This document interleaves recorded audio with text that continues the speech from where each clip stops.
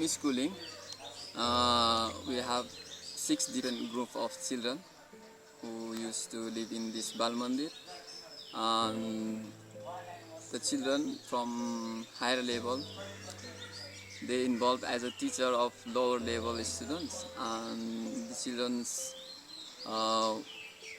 from beginners to higher level are used to live in this Balmandir.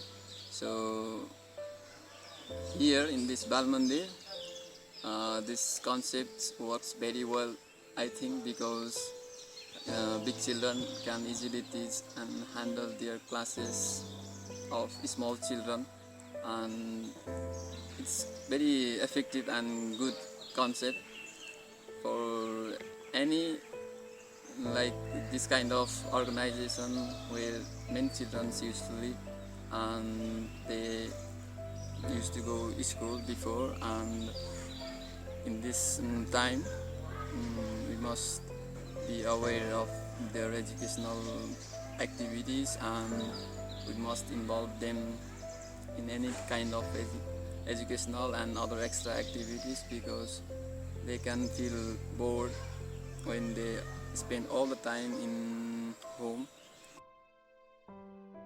Schooling, where we teach our children using our own materials and sources. We can create learning environment at home as well. I think there's no boundary to learn and get education. We can take every difficult situation and face as an lesson and as an opportunity. New things always teach us new lessons. This global pandemic coronavirus is also a great lesson to women. Women around the world which teach us that healthy attitudes should be preserved. Being a teacher realized me that teaching is not an easy task. We should have more responsibility. Thank you. Namaste. We are utilizing this lockdown by teaching our young brother and sister, which is a really good idea. So I feel good being a part of this project. I am teaching and sharing the things that I learned to my youngers. It helps me to remind those things and keep me safe.